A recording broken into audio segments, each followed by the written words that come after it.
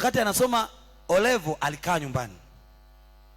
Sasa ametoka nyumbani, yuko shule ya bweni form 5 na 6, yuko form 5. Kule form 5 akakutana na mwalimu akamwambia mimi nakupenda. Akamwambia hata mimi. Nazungumza commitment. Mwalimu akamwambia sasa tutakutanaje? Yaani kwa sababu mwalimu yeye alitoa wazo, huyu dada naye akalipokea. Tutakutanaje? Dada akamwambia hiyo tulia. Tafuta mtu atakayenipenda sana. Babangu hajawahi kunipenda vizuri. Babangu amenipiga mafimbo. Wewe umeniambia unanipenda? Nitakwambia namna tutakavyofanya. Tutafanyaje? Sasa usijali. Kesho nitakupa plani. Weekend tutaspend pamoja. Aha. Dada utafanyaje? Akasema ikifika Jumamosi Ijumaa saa 7 usiku njoo shuleni, kaa kwenye ukuta mahali fulani. Nimekusudia, niko committed kwa jambo hili. Unasema kweli? Yani mwalimu anamwangalia, mwalimu mwenye nia mbaya. Wazazi wa dada Kananasi walijituma. Jamani, wazazi wa dada Kananasi, mzazi apate elimu imvae maishani. Kananasi na rafiki zake siku za wikendi. Hiyo sasa Kananasi. Jamaa akasema hivi, huyu binti anamaanisha? Akamwambia anamaanisha. Tukutane, wewe njoo tu kwenye ukuta upande fulani. Ukifika kwenye ule ukuta saa 7 usiku, saa 7 gonga kwa nje, mimi nitarukia nje. Halafu utarudije? Usijali. Jumapili saa 7 usiku hapo hapo tutarudi ndani. Unaweza kupanda ukuta mtoto wa kike? Wewe mbona unaniletea utani? Unafanya mchezo? Unafahamu mchezo na commitment? Jamaa akaja pale akafikiri utani na akawahi mapema saa nzima, ila akakaa mpaka saa 7. Kumbe na dada naye yuko pale saa nzima. Alipogonga ukuta hivi akasikia shwa.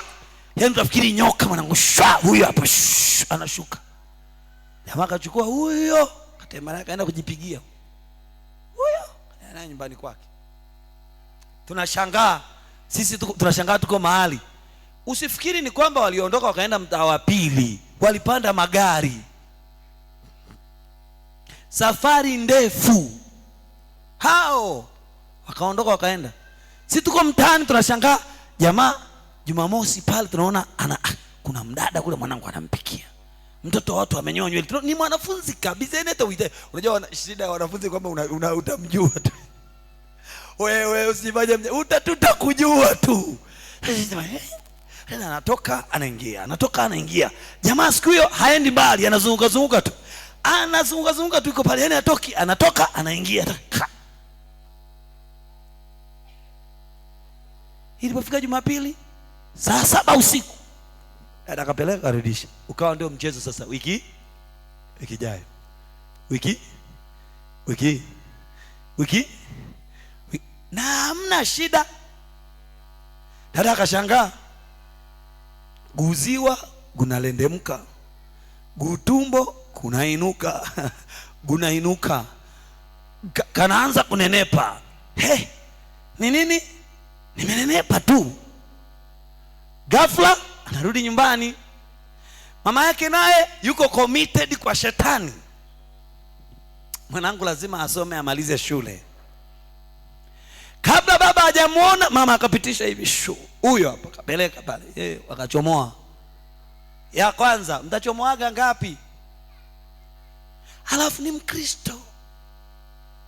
Lakini kanisani njoo ibada asubuhi. Ulivyokuwa unatoroka shuleni hatusemi.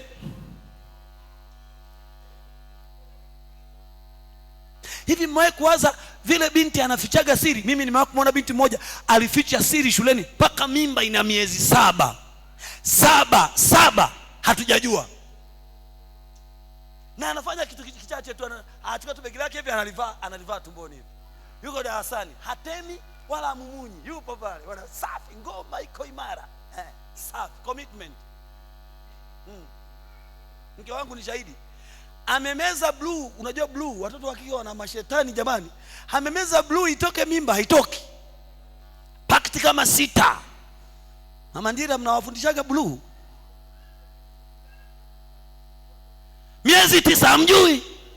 Lakini sisi hapa kuna kamoja kana mimba hapo, kaambia kaje maombi, kanasema jamani, mimi mchungaji uchu kwamba mguu unauma hapa. Hamna mguu unauma, ni shetani anataka mtoto wako awe akipepo pepo. Ng'ombe. Hapa huko hapa tunakwambia omba, unasema jamani, yani mimi kweli nifunge? Mke wangu huyu hapa anapiga 3 kavu. Anapiga 3 mwanangu, alafu ana 7 yuko fresh. Hapa tumefunga maombi siku 35, wewe unapiga asubuhi, unapiga saa 4, unapiga saa 6, unapiga. Unasema huyo sio mtoto unabeba. Kama ni mtoto atakubali uombe. Utapiga uji kidogo, maisha yanaenda. Amina hapa lazima ziwe chache. Ukipata mafua tu, unajua leo nimeamka kichwa kinaumia huku, kinatokea kwenye hili pua na makamasi yanatiririka kidogo, siwezi kufunga. Mtu akitaka. Ukristo sio dini ya kulazimishwa kama Waislamu na Wasabato kwa mapanga. Brother, Ukristo unataka, kama utaki tembea. Yesu anasema ukitaka. Hujamfuata Palanjo hapa. Nilikuandikia barua? We bro, nimekuandikia barua? No. Kuna wajamaa kibao hapa nimewakuta hapo, tunapita hapo usiku. Jana usiku tuko na mchungaji Kilian hapa, tunatembea pale, magari kumepaki kuanzia kule juu mpaka hapa, pande hii na pande hii. Wako wanakunywa pombe. Alafu kuna kama mwanamke kama mwanaume ka Kristo kalikokoka kamelala kama shetani Kenya. Mtu afikiria ndio jini. Amka uombe utaki. Leo hamna kubembelezana hapa, ngoma ni moja. Lile aliloniambia Roho Mtakatifu ndo nitakalo lisema. Kama uko tayari sema amina kama radi. Hii mambo tunakaa kanisani amna. Sikiliza, utakuhitaji kujikabidhi kwa jambo au kusudi fulani kwa uaminifu. Utawajibika kuomba, utawajibika kuabudu, utawajibika kukesha, utawajibika kuacha msosi, utawajibika ukiwa unaumwa usimame uombe. If you are not committed, I am not responsible. Mungu hawajibiki kwa mtu yeyote ambaye hajajikabidhi. Ni hali ya mtu kuamua moyoni na akilini kwamba hatarudi nyuma, hata kama kuna gharama, hata kama kuna changamoto. It is your decision.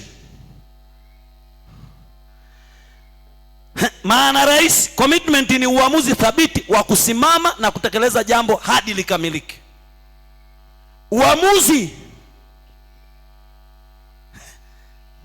Vipengele vya commitment viko hivi hapa. Cha kwanza, uamuzi wa ndani unaitwa inner decision.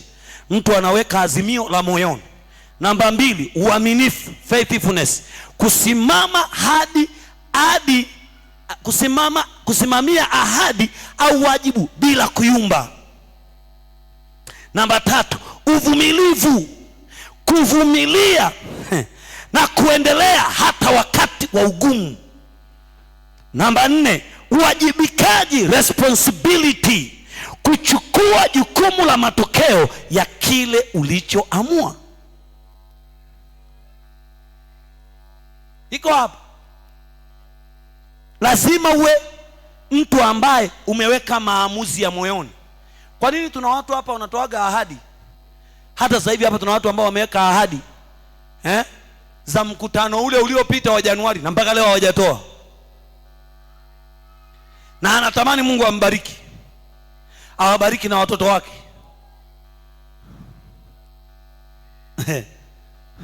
Uwajibikaji, responsibility, kuchukua jukumu la matokeo yale ya kile ulichoamua. Mifano rahisi ni hii. Mwanafunzi anayesoma kila siku hadi amalize masomo yake anaonyesha commitment kwa elimu yake. Mwanafunzi asiyesoma, he is not committed to anything. Niwaambieni kitu, hakuna mtu yeyote ambaye hawezi kupata ila ambaye hajaamua hawezi kupata. Yaani mtu akishafaulu la 7 akaenda form 1, akiamua kufaulu atafaulu. Kwa nini nimesema hivyo? Kwa sababu wanafunzi nisikilizeni na watoto nisikilizeni. Kwa sababu ile nguvu aliyotumia kufaulu inatosha kumfikisha form 5, hiyo tu. Na ile iliyomfikisha form 5 inatosha kumfikisha chuo kikuu. Nini kinatokea? Kuna mahali kunakuwa na kitu kinachoitwa neglection, yani uzembe kidogo. Unakuwa reckless kwenye kusoma, mambo safi, yani kirahisi kabisa, yani chapa, unajikuta tu yani mimi sijisikii leo kusoma, kumbe hiyo ndio siku mambo yanatokea. Kama ukistretch kidogo mambo yanatokea. Siku moja tulipokea mtoto, mimi nikawa mdhamini kwenye shule fulani mahali fulani, mimi nikasema mimi nitamsimamia huyu mpaka atoke, bora tu anisikilize. Nikamuuliza mbele ya wazazi wake, utanisikiliza? Ndio. Na mkuu wa shule yuko pale, utanisikiliza? Ndio. Uko tayari? Utanisikiliza? Naomba ukinisikiliza utatoka hapa na division 1. Kweli baba? Wewe nisikilize tu. Nakuja namwambia hapo amepata alama 12. Yaani amefanya mitihani wastani ni 12. Hivi 12 huwa ni nini? Yaani ana F zote, yaani ana wastani wa 12. Yaani ukijumlisha yote aliyo ni 12. Nikamwambia dogo, form 2 unapoingia, maana hapo alikuwa ni form 1, kwa anatakiwa aondoke ili asituletee F shuleni. Dogo, form 2 unakuja na division 1. Alikuja na division 1. Form 2 alitoka na division 1 ya 12. Sema 12 mpaka division 1 ya 12. Sema kwa ujasiri, sema 12 mpaka division 1 ya 12. Palikuwa pafupi hapo. Palikuwa pafupi. Nikiamka asubuhi na nyanyua, acha uzembe. Nenda kasome kabla wengine hawajasoma, soma. Wakati wengine wameshalala, soma. Omba, soma Biblia. Omba, soma Biblia. Kweli baba? Kabisa. Dogo akaanza. Mimi nikifika kanisani na yeye yumo. Kajinga. Baba yake alikaleta kwenye ile shule kwa sababu kalikuwa kanaangalia picha za ngono tu. Kako darasa la 7 kanajua picha za ngono. Ni muziki, anaandika muziki. Yaani akikuimbia anakuimbia muziki yote. Fikiria mtu anaweza kushika muziki ya wakina Jennifer Lopez wa Marekani. Anajua wakina Nicki Minaj, anajua wote, yani anajua mamiziki yote. Anajua unasema wakina Tupac, wakina nani, anapiga rap kama zote, shabaransi anajua. Halafu yeye mwenyewe wakati wa shabaransi hakuwepo, lakini anajua, ila hajui kusema what is biology. Anajua kutongoza wasichana, hujawahi kuona anashusha mistari mtoto yule. Sema wewe dada yenyewe unaonekana kama vile ulizaliwa Jumatatu. Nikiangalia mashavu yako utafikiri sio yamedondoka. Haya ya kuumbwa mwanangu. Yaani sio kama ya kwangu. Anaongea mpaka dada anafika mahali anatepeta. Usiku kuja sasa anamfelisha na huyu dada. Ila ukimwambia asome afaulu hawezi. Nikamwambia utafaulu. Muulizeni mke wangu, mimi nimewahi kupiga watu fimbo kwa upendo mpaka wakajaro. Sasa unafanyaje? Yaani upendo, kwa sababu akili asema moyoni mwa mtoto kumefungwa ujinga, lakini fimbo ya adhabu fimbo ya adhabu itaufukuzia. Mimi nina watu nikutana nao, yaani nakwambia hivi, akinikuta popote atakopa kuliko aache kunipa hela, sababu kuna kazi imefanyika. I was committed na alikubali kuwa committed. Yule kijana naye msema leo, acha kabisa tuishie hapo. Tusiendelee mbali. Maana division 4 1. From 4 1. From 6 1. Chuo kikuu first class. You are not committed to anything. No one is responsible for anything. Usitegemee Mungu awajibike kwako ikiwa wewe hauko committed kwake. Mungu ni Mungu wa haki. Labda kama tuondoe hiyo, Kama ni Mungu wa haki anasema analiangalia neno lake. Hebu rudia nyuma yangu kwa jina la Yesu. Kwa maana ninaliangalia neno langu ili nilitimize. Sasa wewe, Mungu anaangalia neno lipi? Kama haunalo, you are not committed kwenye kukariri. Hauna chochote ulichodao, hata kusoma utaki. Mtu anayefanya kazi kwa bidii ili kutimiza kusudi lake ana commitment kwa malengo yake. Katika muktadha wa kiroho, commitment ni kujitolea kwa Mungu na kusudi lake bila kurudi nyuma. Muktadha wa kiroho, kujitolea kwa Mungu na kusudi lake bila kurudi nyuma. Yoshua alisema kitabu kile cha Yoshua 24:15, anasema mimi na nyumba yangu tutamtumikia Bwana. Hapo akasema nataka iwe halisi. Ninyi chagueni mtakayemtumikia. Mstari wa 14 anasema chagueni hivi leo mtakayemtumikia. Kama ni ile miungu iliyokuwa ng'ambo ya mto, nendeni. Kama ni ile miungu waliotumikia baba zenu, nendeni. Kama ni miungu ya Waamori mnaokaa ndani yake, nendeni. Lakini mimi na nyumba yangu tutamtumikia Bwana. Unajua ninachojifunza hapa? Ukiona watoto wako wanaharibika, umeharibika wewe kwanza.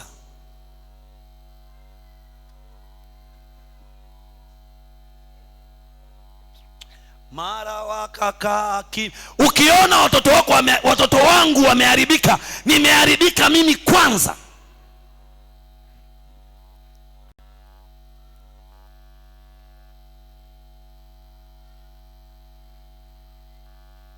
Halo, ipungie mkono hivi kama bado hujalala, kama dawa inaingia. Sawa. Danieli sura ya 3 mstari wa 17 hadi wa 18. Ukisema huo mstari utaenjoy sana. Yaani mstari wa 17 anasema tunajua kwamba Bwana anaweza kutuokoa. Mstari wa 18 wanasema lakini kama sivyo, hata asipotuokoa, ujue mfalme ya kwamba hatutaitumikia miungu yako uliyoisimamisha. Penueli, nisikilizeni niwaambieni, ni kweli inawezekana unapita pagumu. Lazima ufike mahali uweke mikono juu useme aniokoe asiniokoe, anipende asinipende, anifurahie asinifurahie, nasema sitaabudu miungu mingine. Isipofika hapo hatuendi popote. Ili Mungu aje kwenye tanuru lazima ufike hapo. Ili Mungu aje kwenye tundu la simba lazima ufike hapo. Hujafika hapo haji. Mungu hajagi kwa sababu anakuhurumia. Mungu anakuja kwa sababu mizani imebalansi. Wanaume nisikilizeni, kama mnataka hela Penueli, njooni kwenye maombi ya asubuhi. Hamtaki kufeni maskini. Narudia, wanaume wa Penueli, njooni kwenye maombi ya alfajiri. Na naomba nikwambie, wiki 2 zijazo nainua, tutaanza saa 9. Saa 9 wanaume, naanza na wanaume. Utaki kalale, fia huko. Wala usije kwenye hili kanisa tena. Bwana ameniambia, nimewaombea kwa majina. Akaniambia if they are not committed, I am not responsible. Mimi nifanyeje? Mnataka nifanyeje? Unataka nifanyeje Tobias? Utateseka sana mwanangu. Unataka Mungu aje? Panda boda boda. Njoo tufanye maombi kabla siku haijaisha. Hivi ndivyo David Yongcho, nimesoma vitabu, alitengeneza mabilionea kanisani kwake 50,000 mabilionea. Hawakuja kwa kuajiriwa, hawakufanya biashara kwa nguvu tu, ila walianza na Bwana saa 10:30 alfajiri. Wako wapi wanawake na wanaume wanaosema niko committed kwenye kuomba, niko committed kwenye maombi, niko committed kwenye ibada? Wako wapi hao wanaume wa hivyo? Wanawake watakuja tu. Nyie njooni muone. Watakuja tu. Hawajapata mtu wa kuwatia moyo. Wanaume kila mwaka mko 50, 55, 60, 65. Wanawake wanaongezeka kila siku. Watoto wa watu hapa wanataka watu kuoa, hakuna aliye tayari kuoa kwa sababu mfukoni hamna hela. Unatamani wewe, unasema lakini nitamuoa nani? Macho yako yamefungwa. Anasema wakawa vipofu kwa sababu ya ugumu wa mioyo yao, kwa sababu ya ujinga ulio katika mioyo yao. Utasoma kwenye kitabu cha Efeso sura ya 4 mstari wa 20 mpaka 24. Ni lazima mtu afike mahali aamue kuuvua huo upofu kwa kwenda mbele ya nuru. Yesu ndiye nuru ya kweli. Kila akaaye ndani yake maisha yake huwa yanabadilishwa. Dada anasema mimi nataka jamani mume mzuri. Mume mzuri unalala? Yaani unalala, yaani saa 10 alfajiri watu wanalia nataka mume wa hivi anapatikana wapi? Naomba niwaambieni leo, nikukatishe tamaa. Kama wakati watu wanaomba na tumekubaliana tutakutana kanisani, alafu wewe unaombea nyumbani, huwa unanyonyesha kapepo kadogo hivi ambako ni rafiki yake sana na shetani, unakanyonyesha. Yaani hivi, yani unaombea nyumbani. Ikiwa nimesema kila mtu afanye ibada nyumbani, hiyo ni sawa. Lakini kama nimetangaza tutakutana kanisani, huwezi kuomba unavyotaka wewe. Ajenda ni tukutane kanisani. Sisi tunakutana kanisani Jumatatu mpaka Ijumaa. Utaki kaa kushoto, lala. Ndio maana ukiomba, nawaambieni, sihitaji kuuliza, ukiomba nusu saa ukiwa nyumbani, wewe mwanaume unaombaga nusu saa, unashangaa kausingizi kana kuja kazito, unalala hapo hapo. Wewe uliomba wewe? Wewe unaweza kulala mbele za mfalme? Wewe unaombaga wewe? Angalia, siku uliomba sana, uliomba nusu saa brother. Yaani bro, naomba nikwambie, uliomba nusu saa. Niangalie tu, ngoja yume. If you are not committed, God is not responsible. Yaani mimi nataka Mungu anibariki jamani. Yaani nipate familia kama ya mchungaji. Wewe ni ugali. Hiyo ni familia ya maombi. Hiyo ni familia imetokana na magoti. Mke tu miaka 7 ya kuomba. Wewe umekuja hapa, Baba katika jina la Yesu. Naonaga mtu anaomba, Baba katika jina la Yesu, naomba kwa ajili ya siku ya leo. Amen. Baba katika jina la Yesu, naomba kwa ajili ya kazi yangu. Amen. Wakati kuna mchawi kuna mtu amekesha kwa mganga. Nataka biashara yako iwe yani stawi, haistawi. If you are not committed, he is not responsible. Kama haujajitolea, nyonyesha vipepo vyako kwa maombi yako, maana vinakusubiria. Unajua kama vinanyonyesha, viko pale vinakusubiria. Vinasubiri. Wewe unacheza muziki. Ukimaliza kusema amen, kinakuja pale pale. Unashangaa mgongo uko pale pale, unauma mguu uko pale pale, unauma mateso yako pale pale. Biashara haiendi, watoto hawaeleweki, mambo yako pale pale, yani yako pale pale, yani pale pale. Ile jambo usikie hata mpenyo. Unasema hivi, kweli Mungu atakuja kunisaidia? Sijui hata mimi. Mimi nimekuombea mwaka huu na nimeapa kukuombea.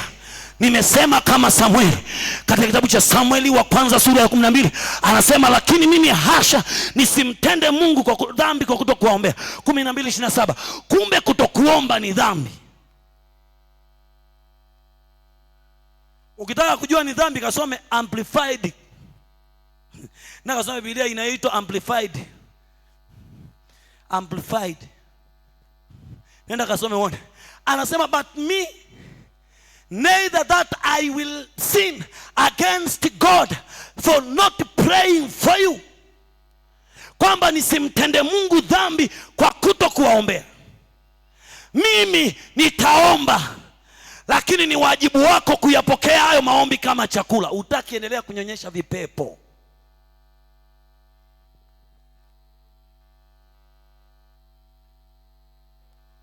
Anasema hivi, Esther anasema kama kuishi. Esther anasema kama kuishi. Esther alisema kama kuishi. Sasa ngoja nikwambie kitu cha ajabu. Tofauti ya sisi na Esther ni hii. Esther alipambana na adui anayemuona, aliitwa Hamani. Kwa hiyo Hamani akisha kufa hamna tena shida. Ngoja nikuonyeshe tofauti ya Agano Jipya na Agano la Kale. Ezra, niangalie kidogo mwanangu. Niangalie kidogo. Tofauti ya Agano la Kale na Agano la sasa. Agano la Kale maadui waliotumwa na shetani walikuwa hadharani. Tuliwaona. Yani hapa kuna Farao, hapa kuna nani, kuna Ahasuero, kuna Nebukadneza, hapa kuna nani, hapa kuna kuna Hamani, hapa sijui kuna mfalme wa Uajemi, hapa kuna mfalme wa Wamedi, hapa kuna wafalme wa Midiani. Tunawaona. Sisi kushindana kwetu si juu ya falme na mamlaka, bali ni juu si juu ya damu na nyama, ni juu ya falme na mamlaka, juu ya wakuu juu ya wakuu wa giza hili, juu ya majeshi ya pepo wabaya katika ulimwengu wa roho. Na ngoja niwaambieni, mishale anayotumia shetani kwenye kitabu kile cha hicho cha Waefeso sura ya 6, anasema hivi, anasema mkiitwaa ngao ya imani mpate kuizima mishale yenye moto ya yule mwovu. Unajua mishale yenye moto ya yule mwovu ni ipi? Ni uongo. Yaani uongo, unaambiwa uongo, unasikia kuchanganyikiwa. Mishale yenye moto ni umbea. Mtu anakuletea umbea, hausikii ule moto kabisa. Kitakacho kikinga ni imani yako kwa Mungu. Hauna imani kwa Mungu, mishale ile inakuingia. Yaani kweli akasema hivyo kabisa. Yaani kabisa, yaani kweli kabisa akasema hivyo kabisa. Yaani mchungaji kabisa akasema hivyo. Kweli mchungaji hanipendi. Kwisha. Mshale unaingia. Unajua mshale wenye moto ni upi? Masengenyo. Mnakaa pamoja, napiga story ya mtu. Yule nani Devota. Hivi yule anavaga miwani. Na vinywele vyake anavyonyoaga vilivyo vibaya sasa. Alafu leo nilimuona amevaa hivi viatu gani kanisani. Hivi anaga viatu yule mama anavaga mavitenge yake marefu. Yaani unamwacha Roho Mtakatifu hapo, unaacha ulichojifunza hapo, mshale umeingia chwa yenye sumu, yenye moto. Shetani atumiaji mishale kama unavyofikiri wewe. Atumia vitu vidogo kuhakikisha imani yako inashuka ili aingize lile alilolitaka. Unasikia tu message imeingia chwa. Baby, today I saw you in the church. I tell you, my heart is dying for you. Mama, Naomi unatoka hapo unasema jamani kaka, mbona ameandika message nzuri? Hamna, mtu anayekufa anawezaje kuishi na wewe? Hivi mnaulizana, mnajiulizana maswali. Mtu akwambia yani moyo wangu unakufa kwa ajili yako, ataweza kuishi na wewe mtu ambaye moyo umeshakufa? Ngoja nisiongei tena na huyu, naongea na Kathy. Kathy, mtu yani leo ulivyoimba moyo wako unaruka hivi. Fuatilia hilo neno vizuri. Limetoka wapi? Mishale ya adui ni maneno.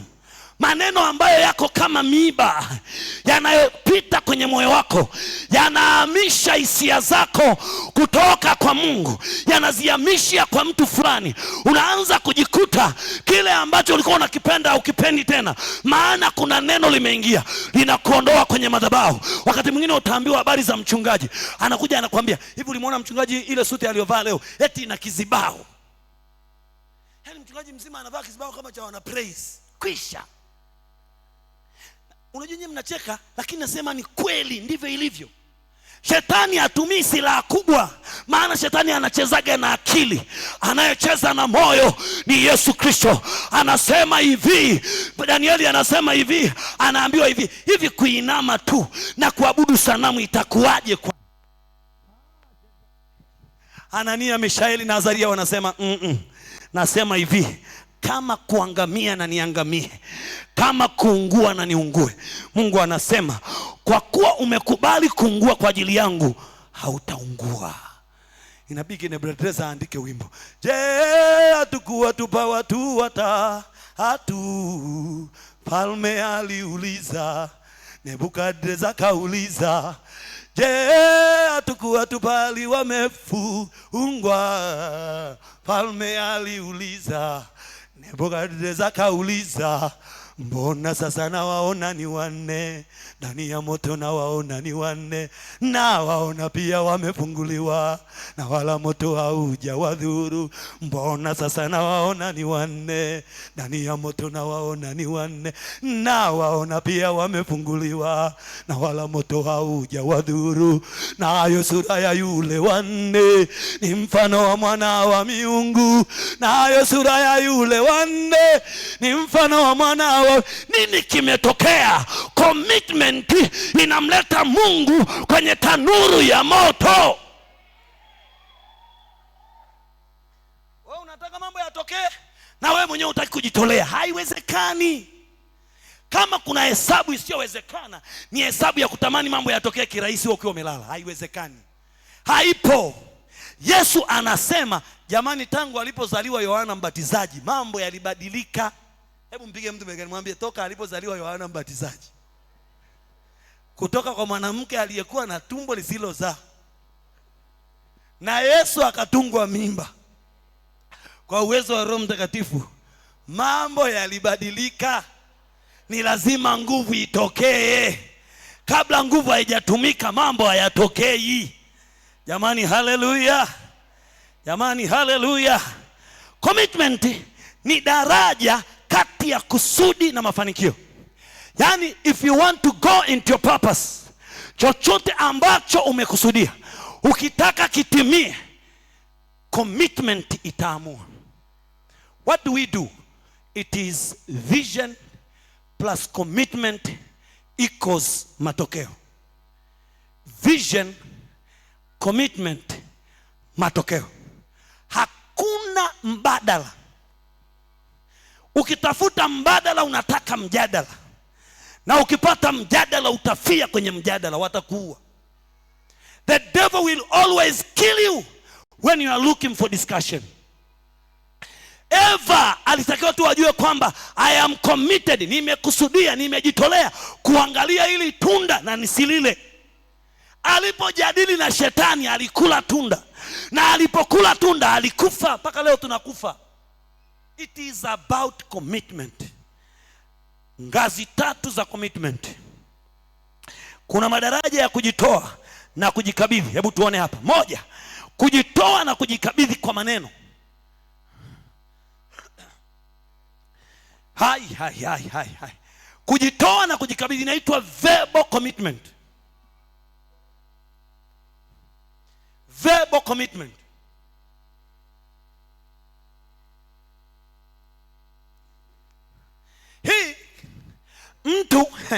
Hii hapa ngazi hii ya kwanza ni ambapo mtu anasema ana nia, lakini haithibitishi hiyo nia kwa vitendo. Hili ndio tatizo la idara. Hili ndio tatizo la uko mitaani. Hili ndio tatizo la seli. Leo inabidi tuanze kwa upya katika jina la Yesu. Kama uko tayari sema amina kwa jina la Yesu. Biblia inasema wazi kwenye kitabu cha Yohana, Injili ya Yohana sura ya 12 mstari wa 16.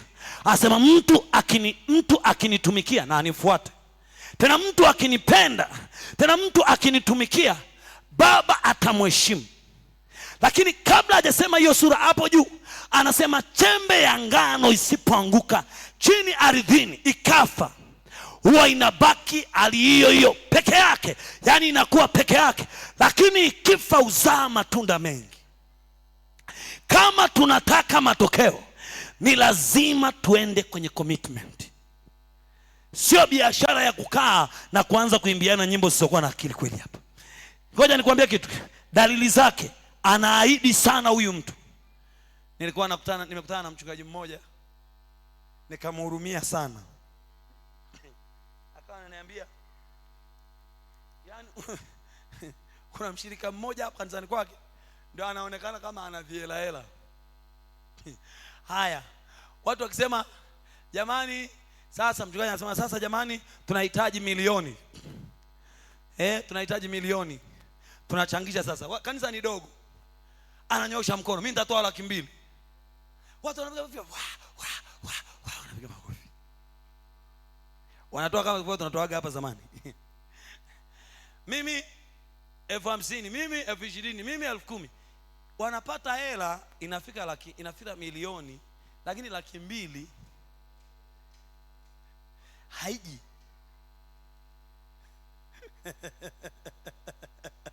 Mbona mmenuna hivyo kwani? Mimi 200,000 hatoi. Mwambie wenzako maneno. Anazungumza vizuri, yani akianza kupangilia hekima zake, ana akili. Umeona watu wanaongea, hapo anaongea naona unajua hii, anatangulia hoja. Mko kwenye kikao cha wanawake, mko kwenye kikao cha CAs, anatoa hoja. Huyu lazima atawaharibia maisha. Anaonyesha hamasa ya muda mfupi, afu baadaye anajiondoa. Wale watu wenye commitment, Kama ni kiongozi wa idara anatoa message, anatuma message. Sasa viongozi wa idara hapa msipate shida, kwa sababu najua wengine mko kwenye idara zote nipo. Anatuma message, jamani wanawake leo naomba tuonane.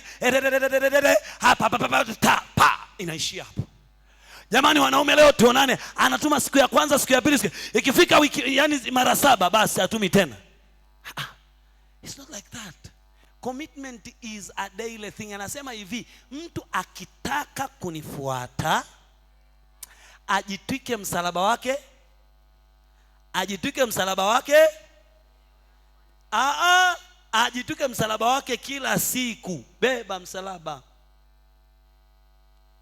Unatua. Njoo tuhubiri pamoja. Njoo tuhubiri. Unajua wewe ndio mhubiri wa Jumapili. Huyu ndio mhubiri wa Jumapili. Lete nani? Usijali, Mungu atakuwa pamoja nawe na mimi nitakuwepo, baba yako. Kuna jambo Bwana anataka. Leo siku ya kwanza umebeba. Haya, tua tena. Haya, kesho tena tusuke. Beba tena. Weka. Tua tena. Leo siku ya 3. Beba. Weka mpaka unakufa. Ndio hivi. Unabeba. Unabeba. Twende. Mpaka ufe. Ndio maana anasema ombeni bila kukoma. Imewapasa kumwomba Mungu siku zote wala wasikate tamaa. Ijumaa nitaomba, Jumamosi nitaomba, Jumapili nitaomba, Jumanne nitaomba, Jumatano nitaomba, Jumatatu nitaomba. Nitaamka masaa ambayo watu wengine hawezi kuamka. Nitapata muda na Bwana. Fanikiwe, alafu mimi ninakaa na Yesu sifanikiwi. Unajiambia nimeapa kama kufa nitakufa, lazima mambo yatokee. That's the commitment. Usifike mahali ukajiwekea limited kwamba unajua tumeomba siku 35.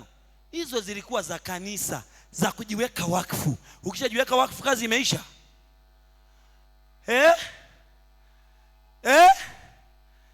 Ngoja niwaambieni, mimi nilikuwa namuuliza Mungu.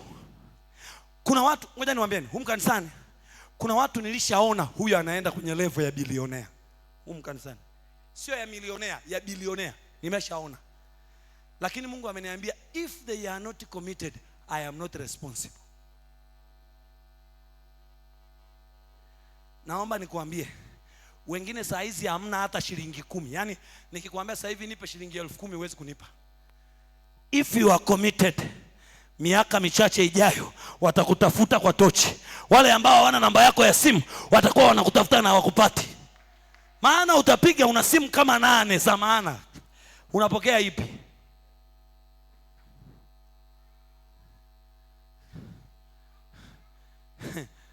Mwisho wa siku, hebu ngoja nimuulize, hebu ongea na jirani yako hapo karibu, Muulize wakati ule ulikuwa unakuja maombi.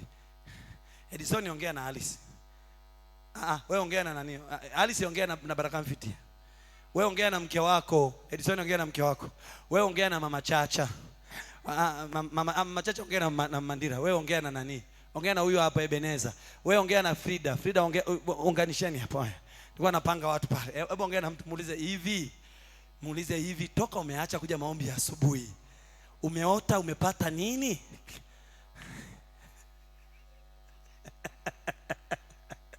Umeota?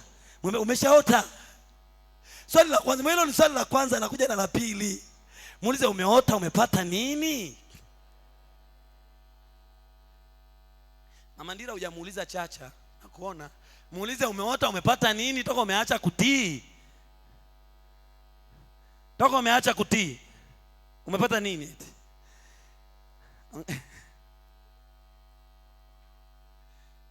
Haya, tuachane na hiyo. Twende mbele kidogo. Muulize kile ulichoota vingapi vimeshakuja?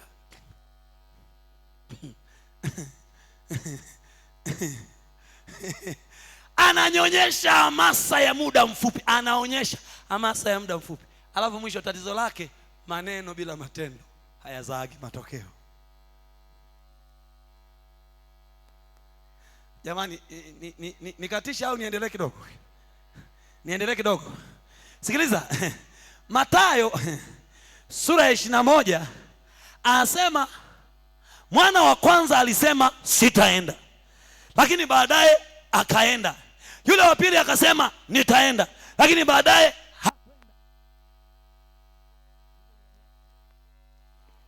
Wako watu hapa ambao wanasema yani mimi sasa hata hivi ninavyohubiri hapa, yani kuanzia leo, kesho asubuhi tu tutapima hamasa yako kama imeanza leo na inaishia leo. Huyu wa pili alikuwa na commitment ya maneno tu. Funzo, watu wengi wako kwenye ngazi hii, wanaahidi kumtumikia Mungu, wanaahidi kubadilika, lakini hawatekelezi. Mimi nimepokea sifa za watu, hata hapa na watu ambao hata sijawaambia wachungaji wao walivyonipigia simu. Yani huyo kijana, yani huyo msichana, yani huyo mama ni baraka sana. Siku moja mchungaji mmoja akajikoki, akanipigia simu. Binti yake amefika hapa, ni mama ana watoto kama 6 hivi. Kaanza kuniambia, yani huyo mama hapa kanisani ni mtu wa Mungu sana. Ana uwezo wa kuchukua siku 3 peke yake kanisani. Nikasema nimepata hapa, nimepata mtu. Mbona nilikuwa kanisani nikasema Yesu asante. Huyo binti, yani huyo ndo anaweza kuwasaidia hata wengine. Hiyo ni ile sura anakuonyeshaga bro. Akifika Penueli tutaona ukweli. Yule mama kwani alikaa siku ngapi hajaanza kunipigia simu? Baba, nimepata uzuru. Baba, nimepata shida hii. Baba, ilikuwa hivi kama hivi. Ukishaona hizo unaanza kusema Bwana Yesu nisaidie. Mimi ndo ninaua watoto wa watu au? Ghafla hata anakosali sijui. Lakini namna nilivyoahidiwa. Wewe fikiria, mtu umepewa sifa hata kwenye wiki ya wanawake, ni mwanamke, hata kwenye wiki ya WWK hayupo mpaka Jumapili, hayupo mwenyekiti. Hebu jaribu kufikiria mwenyekiti wangu. Mwenyekiti nijaribu kufikiria. Yaani hata kwenye wiki ya wanawake hayupo. Ni wapi tutajua kipawa chake kipo? Na tumeambiwa mambo. Hebu nisaidieni kusema fanye jamani. Saidia kusikitika kidogo, sikitika na mimi basi bana. Ebeneza hujasikitika, sikitika na mimi yani jamani. Yani kwa kweli yani. Yeye ndiye anapita pitaga, yeye ndio mbeba mishale ya shetani.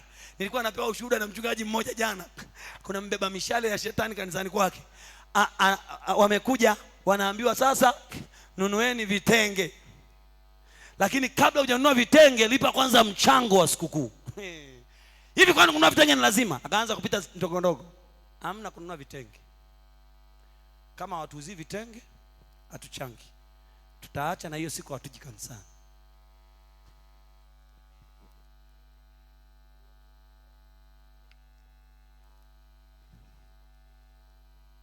Tukikubaliana wewe una option za kwako.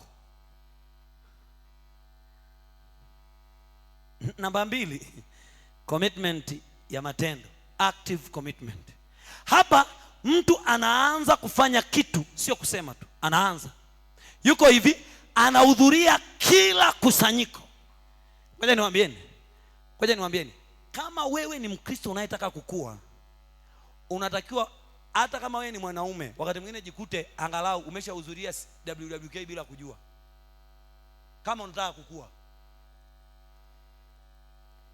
Naomba niwaambieni, mimi sio mara moja wala mara 2 nimefukuzwa na WWK kanisani. Sio mara moja wala mara 2. Maana nilikuwa na tabia ya kuja kukaa pale. Bwana asifiwe Gladi. Hapo kwenye kona yako nilikuwa nasema, yani hapo nilikuwa naweka gunia hapo. Kwenye ile kona pale, nisije nikanyoshea mtu mkono alafu mkaangalia akati hana taarifa. Kwenye ile kona pale naweka gunia langu. Ikifika saa 9 kila mchana nakuwa pale. Hasa saa 9 naenda saa 9 nasema ikifika saa 10 nitaondoka, si ndio wanawake wanakuja? Wanakuta wakichelewa kuja saa 10:30, yani wakichelewa dakika 1 naanzisha risala la pili. Nasukuma. Wakati wanasema tumwache tu kijana amekuja kuomba huko kanisani, wanashangaa sauti inapanda. Rap rap rap rap. Wanakuja kuniambia, kaka unatupigia kelele, unaweza kwenda kuombea kule ofisini kwa mchungaji, yani ndio hekima. Umewahi kusikia chura analilia maji? Hivi Ngoja niwaulizeni swali. Hata kama majenereta yanalia, vyura wakilia vizuri, huwa kuna mtu ananyamazisha hiyo sauti? Tutaisikia tu. Kutana sasa na wanawake wa hapa.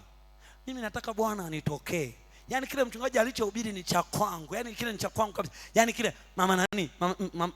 Madi, nakwambia kile ni cha kwangu, ni cha kwangu. Cha kwako Ukitaka kujua siri ni chura maji yakinyesha. Niko WWK naambiwa jamani, kakapalanjo. Tuko kwenye WWK. CAZ. Wewe hauji. Kuna mtu anasema wewe ukuaga na kazi. Sawa. Mbona sasa hivi ninayo? Sikuwa nayo. Mimi nimetokea porini. Watu ambao hawajawahi kuwa na kazi wanaweza kufanya kazi ya hivi kama ya kuchunga wewe. Wewe kwanza hebu jiangalie kwanza. Mtu asiyekuwa na kazi atakuchunga wewe? Yaani umfuate kabisa mtu asiyekuwa na kazi wewe. Kichwa hicho. Hiyo haina. Ukakaa hapa, nisiyekuwa na kazi, ningeweza kuomba. Ningeweza kulia. Ningeweza kuamka. Mimi nilikuwa nafanya kazi masaa 18 kabla ya wito. 18 hours and yet I am committed to God. Kama unataka matokeo, jirudishe kwa Bwana. Bwana Yesu asifiwe. Huyu anahudhuria kila kusanyiko, anajifunza kila siku, anafanya kazi kwa bidii, anashiriki kila jambo na wengine, akatishwi tamaa wala kuvunjwa moyo. Wewe ukiona mtu amekuja na maneno yakakuumiza moyo kiwango cha kujiondoa, ujue hauko committed. Yaani namna nzuri ya kujua kwamba hauko committed ni yale maneno yaliyoongelewa yakakuumiza, yaani yakawa makubwa kuliko ile kusudi unalolitaka litokee. Namshukuru Mungu. Haleluya, namshukuru. Nikaona watu wamenu. Nafurahi kitu kimoja tu, hamlali. Hebu mtu mmoja anayemfurahia Roho Mtakatifu, kama umekuja na kigelegele, ukaja na makofi, unaweza kumshangilia Roho Mtakatifu na kumwambia asante kwa maana unanivusha kwa jina la Yesu. Jamani, haleluya. Sikia. Luka sura ya 9 mstari wa 59 mpaka 62. Unaweza kuniwekea pale? Maneno yako pale ni ajabu sana kwenye mfano.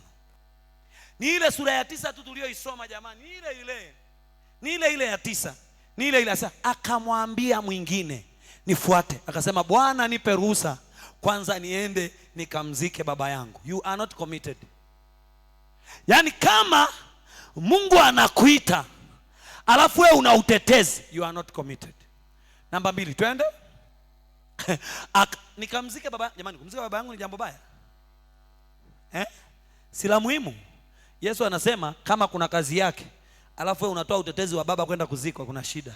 Namba 2, akamwambia waache wafu wawazike wafu wao. Yaani Yesu alikuwa mkorofi kwenye eneo la commitment. Sio kwamba alikuwa anatuondoa kwenye commitment yetu kwa familia, lakini commitment yetu kwa familia isizidi commitment yetu kwake.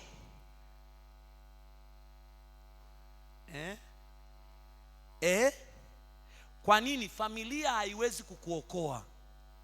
Yesu anaweza kukuokoa. Familia haiwezi kukupa maisha. Yesu anaweza kukupa maisha hata kama hauna familia. Familia haiwezi kukubariki. Yesu anaweza kukubariki hata kama umelaaniwa na familia. Familia haiwezi kukuondolea laana. Yesu ataondoa laana hata kama familia zote zimekulaani. Familia haiwezi kusema chochote kikatokea, lakini Yesu akisema chochote kinaweza kutokea. Mwachini wafu ukautangaze ufalme wa Mungu. Tunasemaje tunaposema leo kuna mkutano CAZ na bado hatujala? Sisi tukiwa vijana kanisani Jumapili kwa hatuli, tunakuwa wa kwanza kanisani, na kanisa letu bahati nzuri lilikuwa dogo. Tukimaliza, tukitoka ibada kama hivi, tuna kikao kama saa moja. Tukimaliza kikao tunabeba vibuyu, yani kibuyu, si mnajua vibuyu vile vibuyu kama vile vya wachawi, lakini kikubwa sasa. Unapasua huku ndio kipaza sauti. Mimi nimehubiria vibuyu, nimehubiria megaphone, nimehubiria speaker moja ya waya ule mwekundu, nimehubiria speaker kubwa, na nimehubiria vyombo vya maana. Nimehubiri nchini na nje ya nchi, nimehubiri kila mahali bila kujali gharama, napelekwa au najipeleka, nimeenda. Why? Kwa sababu I am committed to God. Angalia mstari wa 62. Mstari wa 62 hapa kuna neno gumu nataka kusema na Mungu anisaidie. Yesu akamwambia, soma nyuma yangu, tusome wote mpaka watoto. Yesu akamwambia, mtu aliyetia mkono wake kulima kisha akaangalia nyuma hafai kwa ufalme wa Mungu. Wale mliokuwa kwenye kwaya ya vijana, hapo sasa hivi hamuimbi tena, weka mkono juu. Wale waliokuwa kwenye kwaya ya vijana, wale kwenye Victorious, mliokuwa mnaimba Victorious, hapo sasa hivi hamuimbi tena, weka mkono juu. Mbona siwaoni, wako wapi? Mliokuwa mnaimba Victorious hapo hamuimbi tena, weka mkono juu hivi, weka mkono juu. Ni wewe tu? Mbona wewe? Elias ulikuwa uimbi Victorious? Wewe ulikuwa uimbi Victorious wewe? Wewe ulikuwa uimbi Victorious? Luka ulikuwa uimbi Victorious? Yaani watu ni waongo mpaka hapa mbele yangu, yaani mpaka kwenye ibada bado ni waongo yani. Ulikuwa uimbi wewe? Haya, mliokuwa mnaimba Penueli kwaya na sasa hivi hamuimbi tena, weka mkono juu. Ona, jamani, oneni huko. Oneni huko. Ulikuwa unaimba Victoria nani Penueli kwaya? Sasa hivi uimbi tena. Okay. Sawa. Walikuwa wanaimba Nayoth bendi, weka mkono juu. Ambao sasa hizi hawaimbi tena. Tukao tuna bendi yetu ya Nayoth hapa ilianza. Ilikuwa nzuri kabisa. Wako wapi wale watu wa Nayoth? Siku moja walituimbia. Ilikuwa inaongozwa na Ezra. Ila Ezra ananyoosha mkono hivi. Nyosha hivi. Nyosha watu wa Nayoth bendi. Sio wao, nyosha. Haya. Okay. Mliokuwa waaminifu kabisa kwenye WWK, mmewahi kuwa viongozi wa WWK, lakini siku hizi hamuonekani, weka mkono juu. Weka juu chacha, unashindwa nini? Si weke tu juu hivyo, weka juu. Namuona na mama nani pale, yuko pale. Hai. Okay. Hamfai kwenye ufalme wa Mungu. Waliokuwa wanaimba Asafu ambao saizi hawaimbi tena, weka mkono juu. Ngoma mnaimba Asafu, weka mkono juu, weka. Hamfai kwenye ufalme. Haufai. Labda urudi ukatubu. Hufai. Sio mimi. Kwani mimi nimesema? Imeandikwa haijaandikwa? Ina maelezo aina? Ina vigezo aina? Mtu amekataa kwa sababu ameenda kumzika baba yake. Jamani, kwa jambo kubwa kuliko hilo kweli? Jamani, kwa jambo kubwa kuliko hilo? Ukisoma hiyo story, baba mama anasema hivi, nimeoa mke mpya. Wale mliokuwa kwenye media team ambao sasa hizi hamfanyi media, weka mkono juu. Wewe leo umejikomboa.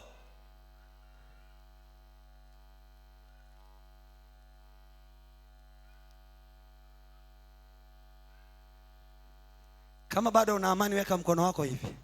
Alafu sema narejea kwa nguvu. Mbona hamsemi kwa sauti? Sema narejea kwa nguvu. Hutaki kufa na ufe. Kwani mimi ni kazi yangu? Biblia imesema naposema ufai ufalme wa Mungu, maana yake unatupwa nje. Anasema hivi, nisikilize chacha, nisikilize Mama Ndira. Anasema hivi, aliyetia mkono kisha akautoa. Sikilizeni niwaambieni kitu. Kanuni ya huduma sio kanuni ya starehe wala kupuridhika. Hautaridhika na chochote kwenye huduma. Huduma ni mateso. Huduma ni adhabu wakati mwingine. Inatakiwa ikunyime kulala, ikunyime usingizi, ikunyime raha. Ngoja nikwambie Recho, Jumapili umetongoza sifa, si ndio? Lakini kwenye praise ulitoka ili nani aimbe? Kama kwa taarifa yako nikwambie, kama sasa hivi kuna relaxation, ukijiunga tu praise, Robert analianzisha mpaka atakapookoka, kwa sababu umekaza.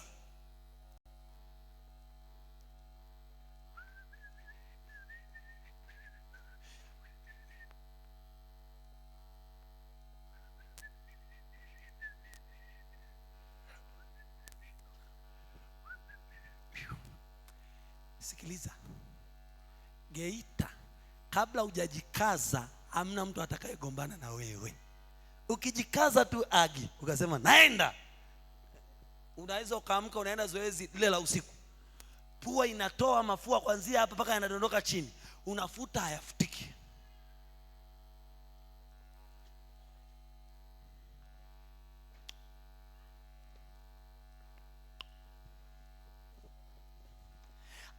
Anasema hivi, kisha akaangalia nyuma, hafai kwa ufalme wa Mungu. Muulize jirani yako, unaenda mbingu ipi? Ongea na mtu. Wewe siku hizi hauhubiri tena kwenye gari, umeacha, umekuwa mchungaji baba. Siku hizi magari umeacha, si ndio? Huyu ameacha, siku hizi ameacha. Hufai. Hufai. Moja ya kitu Mungu alikuona ni ile kwenda kuhubiri kwenye mabasi. Ulikuwa una nauli, saa hizi unayo. Ulikuwa una saa hizi unayo, na ulikuwa unahubiri kwenye mabasi na dagaa unauza. Hufai.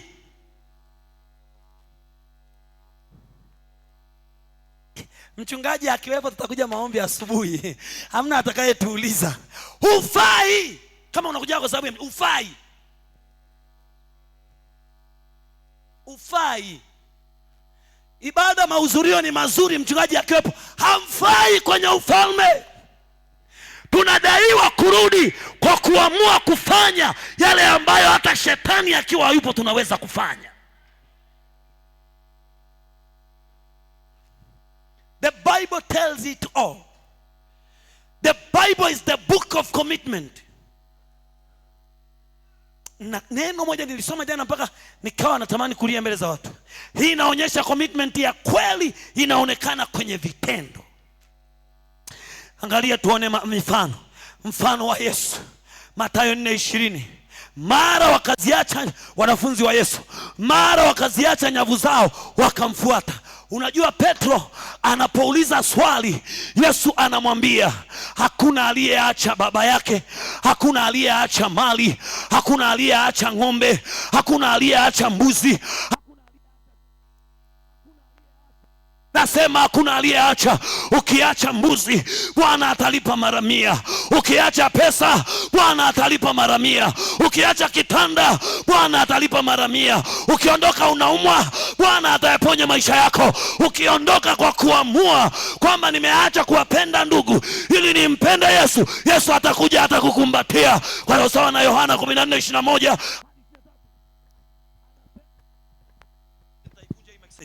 Anasema hivi, anasema maneno ya ajabu mno, ya ajabu sana, ya ajabu sana. Anasema hakuna aliyeacha mke, hakuna aliyeacha watoto, hakuna aliyeacha ng'ombe, hakuna aliyeacha mume, hakuna aliyeacha mke, hakuna aliyeacha mbuzi, hakuna aliyeacha chochote, ambaye hatapata mara 100 hapa na kule mbinguni ufalme. Ngoja nikwambie, kaza wazi. Mimi nilipoacha kazi, kaka yangu yule anayekujaga hapa aliniambia jambo la ajabu sana. Aliniambia, bro, utakufa maskini. Hapo aliniambia utakufa maskini. Nikachukua, mimi nilikuwa fundi seremala, punguza sauti kidogo. Nikachukua ile toolbox niliyokuwa nayo, nikapeleka kwa mchungaji mmoja, nikamwambia tafuta fundi akutengenezee mabenchi ya kanisani. Nikachukua msumeno, nikampelekea shemeji yangu, baba yake mdogo na Yefta, nikamwambia msumeno tumia. Nikachukua nyundo, nikampelekea mwingine, nikasema nakwenda, kama kuna mtu amewahi kufa maskini kwa sababu ya kumtumikia Mungu, ninaungana naye. Kama hayupo na kuwa wa kwanza. Leo nikirudi nyumbani wanasema tajiri amekuja. Yesu anaweza kulipa mara 100. Cha muhimu umeacha nini? Kama umeacha chochote, Bwana analipa mara 100. Nataka nikutie moyo, inuka, jitolee kwa Yesu, jikabidhi kwake. Elimu yako kiliani umeiweka ukutani, digrii yako haifanyi kazi, unamtumikia Bwana. Mwanangu, nasema Bwana akulipe mara 100 kwa jina la Yesu Kristo aliye hai. Wewe ambaye unaacha usingizi, Bwana ayaponye magonjwa yako, maana umeacha. Ni kuacha kunaletaga matokeo.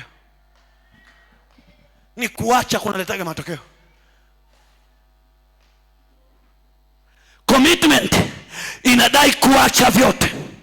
Commitment inadai wewe uache. Hamna unachoondoka nacho.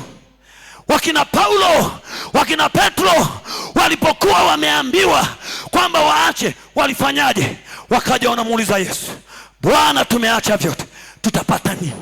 Yesu akawaambia, mtapata mara 100 katika ulimwengu huu na baadaye uzima wa milele. Naomba nikwambie kitu. When you are committed, God is responsible. If you are not committed, he is not responsible. Hatuwezi kubarikiwa kuliko kiwango tulichojitoa na kujikabidhi kwa Bwana. Hatuwezi kubarikiwa kuliko kiwango hicho. Hakuna mazengaumbwe. Kama tunataka matokeo, lazima tujitoe kwa Yesu.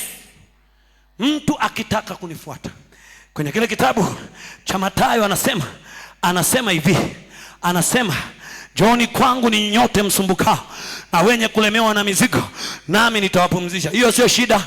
Kila mtu amekuja. Malizeni hiyo kazi hapa mara moja, nataka nimalizie. Hiyo sio tatizo. Njooni kwangu, hiyo sio tatizo. Kuja kila mmoja anataka kuja. Kupumzika kila mtu anataka kupumzika. Kuna mambo mawili. Eneo la kwanza ni kujitia nira na eneo la pili ni kujifunza. Ngoja nikwambie, haijawahi kuwa rahisi kujitia nira. Haijawahi kuwa rahisi kujifunza. Kila unapotaka kujifunza, shetani atakuja aweke uzibe. Ndio maana ukichukua Biblia ukaanza kusoma, unapata usingizi.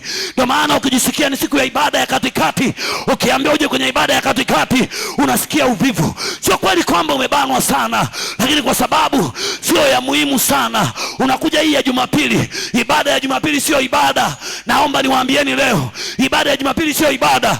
Jumapili ni hija. Ni siku tunakuja kusherehekea kufufuka kwa Yesu. Ibada ya kweli ni ile ambayo utapunguza muda wako wa kazi. Ibada ya kweli ni ile ambayo utapunguza muda wako wa kulala.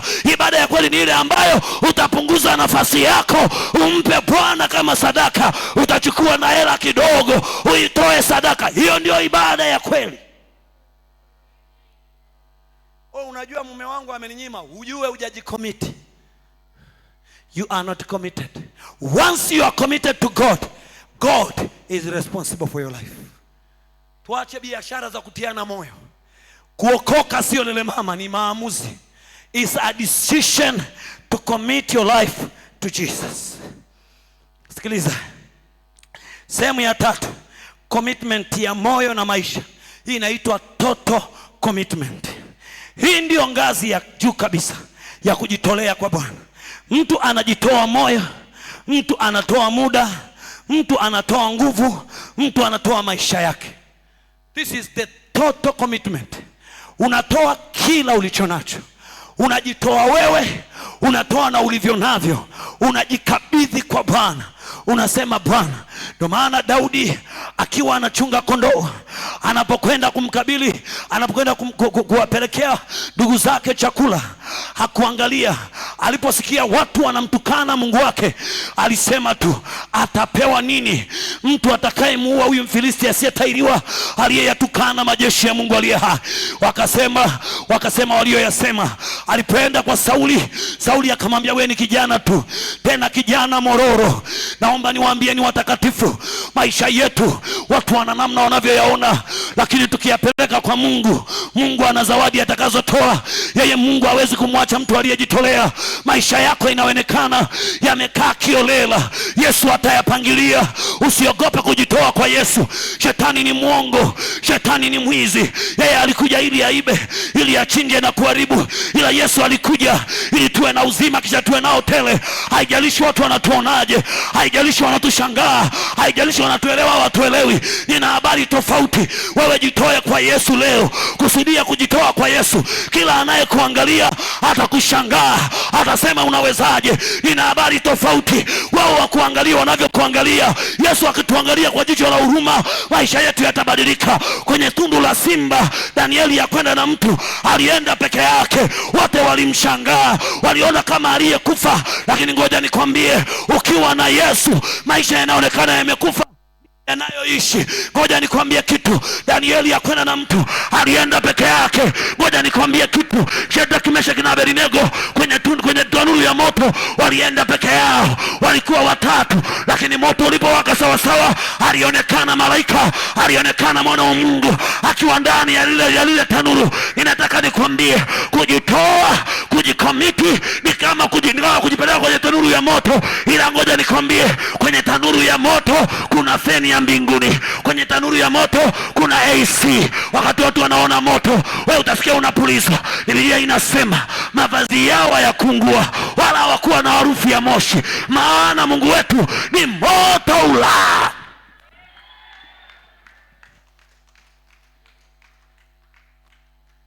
Sio kwamba Mungu hawezi kukusaidia, ila wewe hujajitolea kwake. Hujajitolea kwake. Mimi niliokoka, niko peku, miguu inafunza, nimevaa viraka mwaka 91.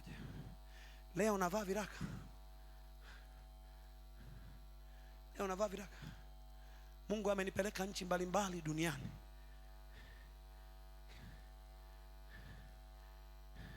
Miaka michache ijayo namaliza passport ya pili. Wewe unaringa nini? Hicho kikazi chako kinasaidia nini?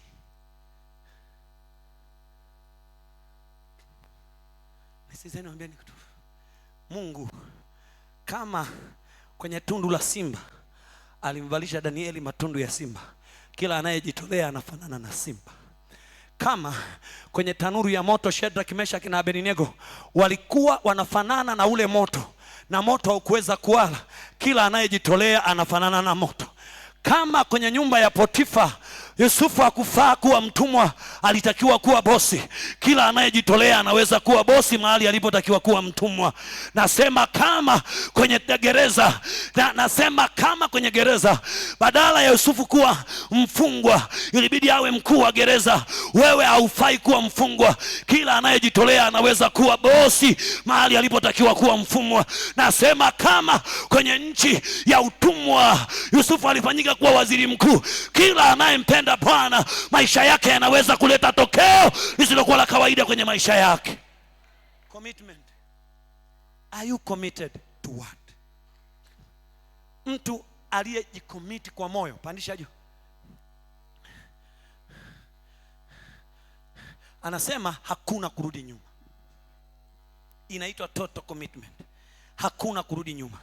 Shadraka, Meshaki na Abednego walisema Mungu wetu aweza kutuokoa, lakini hata asipotuokoa hatutaitumikia sanamu yako. Hii ni commitment ya maisha yote. Mfano mwingine tutamwona Paulo wa Filipi 1:21, kwangu kuishi ni Kristo na kufa ni faida. Jumatano nitaanza dalili 7 za mtu mwenye commitment ya kweli. Simama pale ulipo. Nataka tuende tukaombe. Kuna watu wagonjwa tutawaombea. Asafu wachache tafadhali waimbaji. Haleluya. Umekuja na shida yoyote, iandike. Jambo lolote unalotaka liandike. Unaweza kuliandika hata kwenye mkono wako. Ni saa ya operation ya Roho Mtakatifu.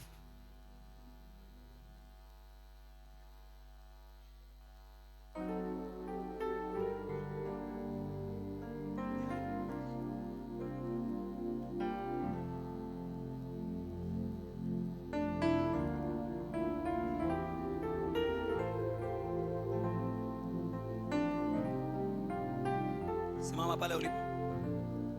Unataka Mungu akufanyie nini? Je, wewe umejitolea kwake kwa namna gani?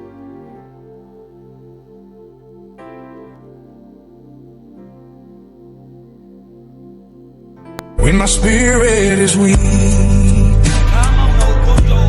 and I cannot go on. Una jambo lolote unataka Bwana akutendee, kusudia ukijitolea kwake leo atayagusa maisha yako.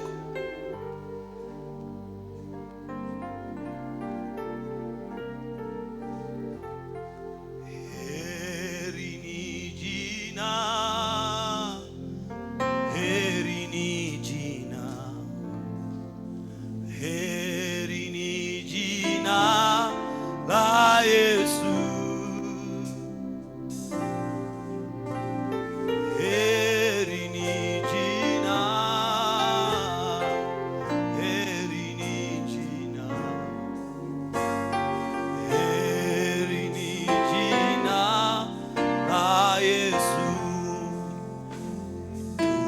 sote.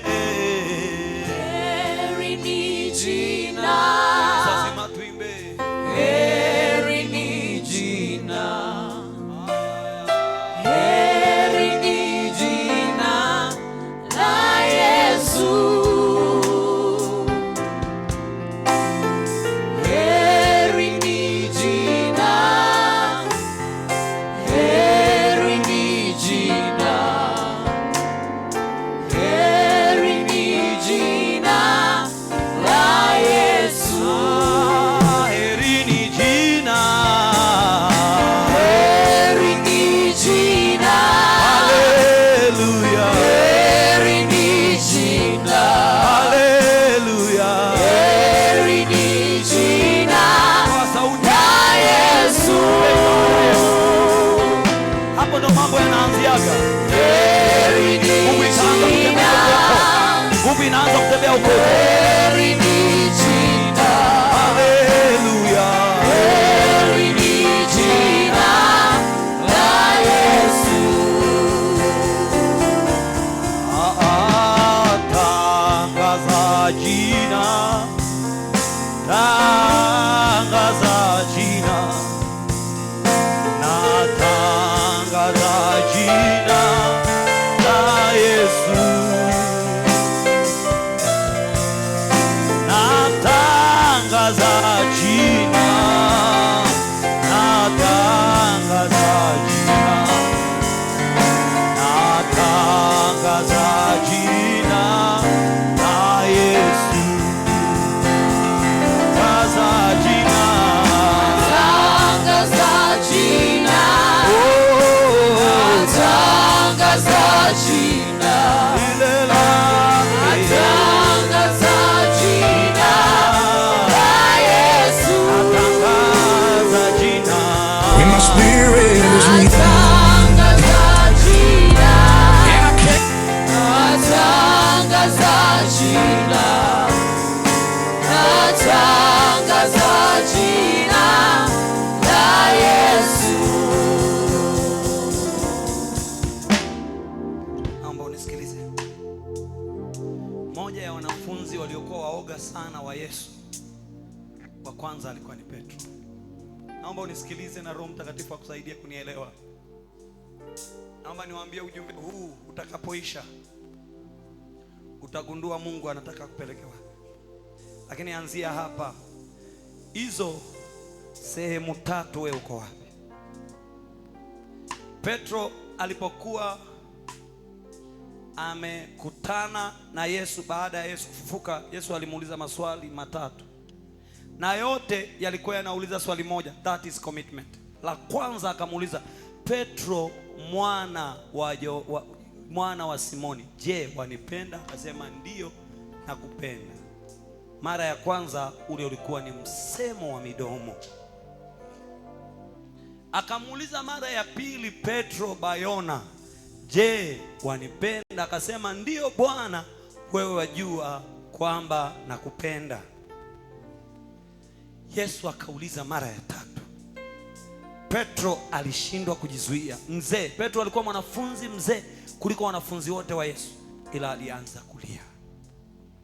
Maana hii ilikuwa inamwambia Petro, ni lazima ufike mahali uteketee kwa ajili yangu. Ndio Paulo anasema, itoeni miili yenu iwe dhabihu.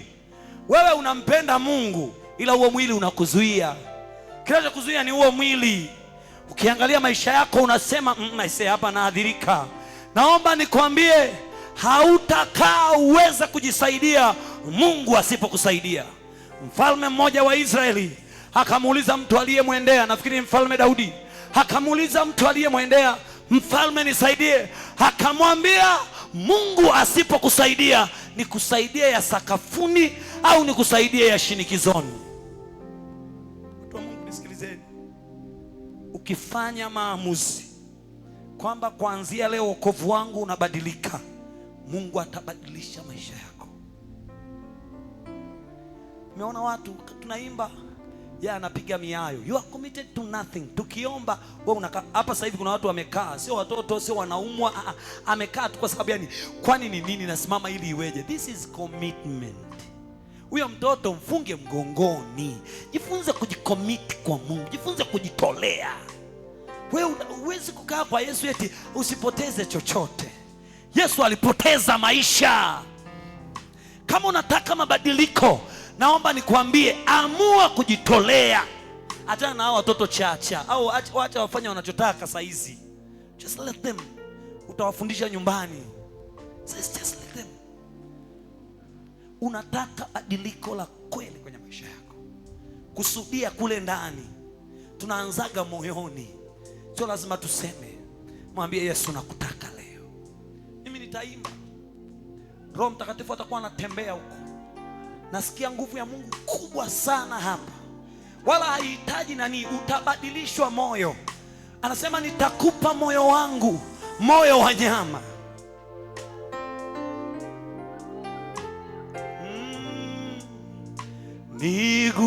Niguse, niguse. Ukinigusa wewe nitakuwa salama. Niguse, niguse. Ukinigusa wewe nitakuwa salama. Niguse, niguse. Kumaanisha kama maombi. Shama ukinigusa wewe nitakuwa salama. Niguse, niguse. ukimaanisha Yesu atakugusa. Hakuna mtu mwenye uwezo wa kuomba kuliko wewe. Ukinigusa wewe nitakuwa salama.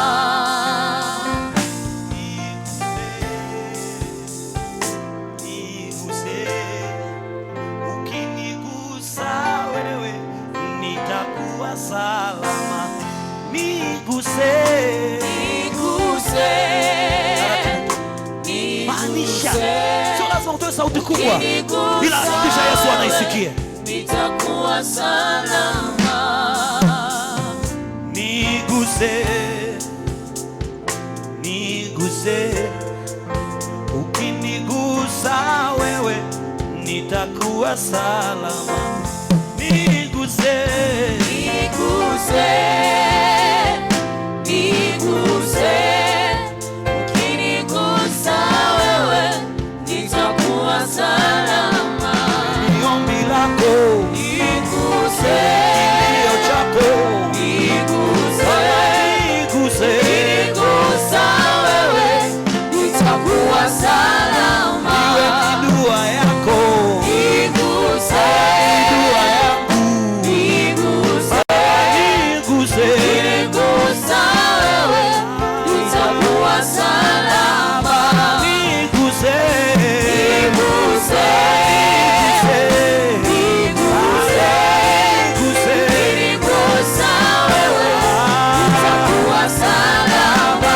Niguse, Niguse. niguse. Niguse.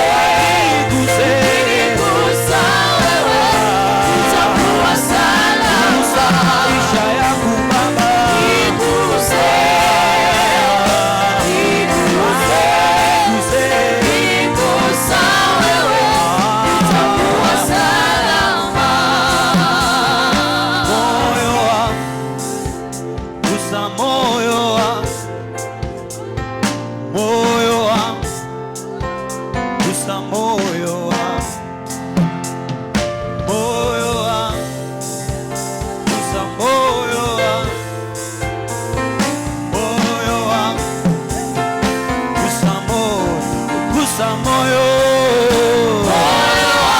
moyo, Gusa moyo wangu, moyo wangu, gusa moyo wangu, moyo wangu, ugonjwa wa kufisha, moyo pate kuuponya Baba, moyo wangu, moyo, gusa moyo wangu, moyo, moyo wangu, moyo, gusa moyo wangu.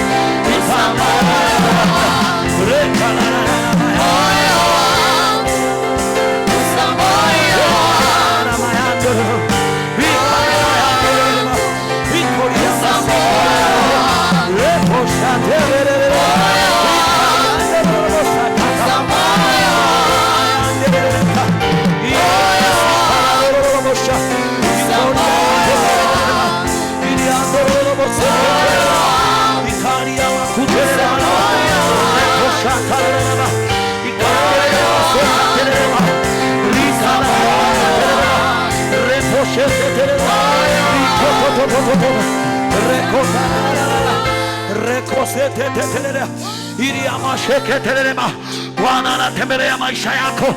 We mwambie tu neno hilo, niguse Bwana. Mwambie Bwana niguse tu.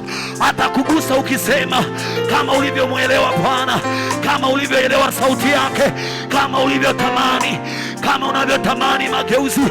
Rakete malere manama ili ya mashika la ramayanda.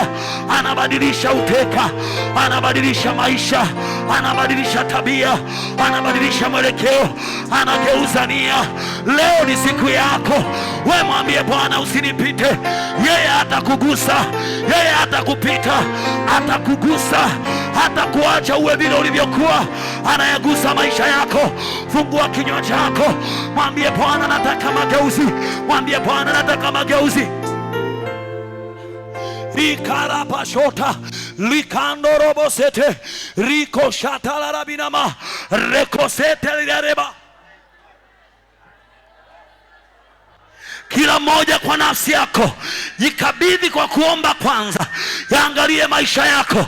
Sema na Bwana peke yako. Sema na Bwana peke yako. Sema na Bwana peke yako. Mwambie vile unavyotaka. Mwambie vile unavyotaka. Ageuze nini kwenye maisha yako? Mahali gani umeshindwa? Yeye atakuwezesha. Anasema hakuna aliyekuja kwangu nikamtupa nje. Liko badiliko leo. Yako mabadiliko leo. Yako mageuzi leo. Yako mapinduzi leo. Kuna mwanaume mmoja anafanywa kuwa mtu wa tofauti, lakini ni lazima aamue kujitolea, lazima aamue kujiachilia. Huyu Bwana yuko hapa.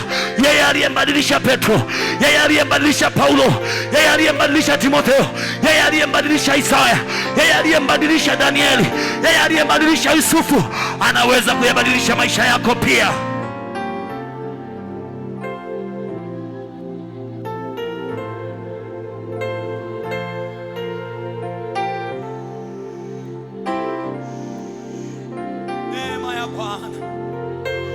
Neema ya Bwana, neema ya Bwana, neema ya Bwana, neema ya Bwana, neema ya Bwana, neema ya Bwana, neema ya Bwana inapita ikufundishe, inakupa hatua, inabadilisha maisha yako.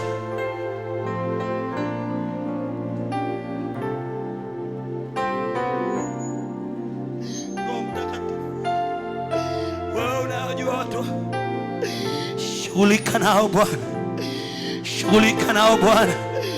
Rakatalabai inarabashetekea rakosalerama inarabashakata loria makatalarabina repokatalarama riando karemanama. Wengine ni wagonjwa Bwana, kwa sababu hawajawahi kuwa mali yako. Wengine wana mateso Bwana, kwa sababu maisha yao ni mazito, hawawezi kuyakontrol. Baba, achilia neema.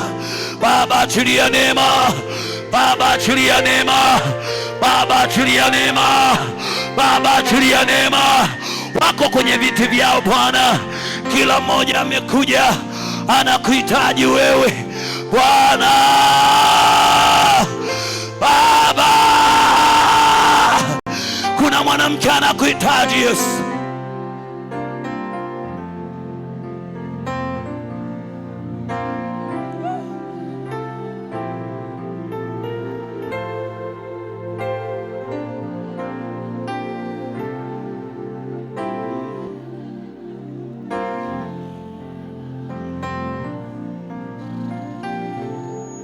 Moto tembee Bwana, naomba moto tembee kwenye sakafu hii.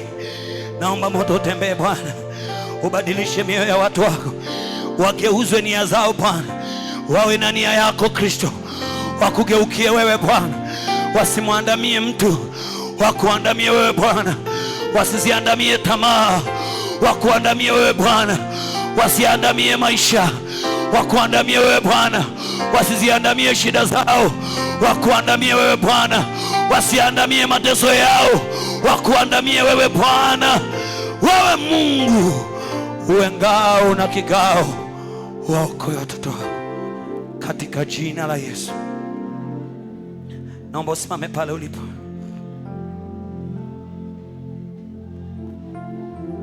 Najua nguvu ya Bwana ni kubwa, inagusa maisha ya mtu. Kuna mtu Mungu anabadilisha maisha yake.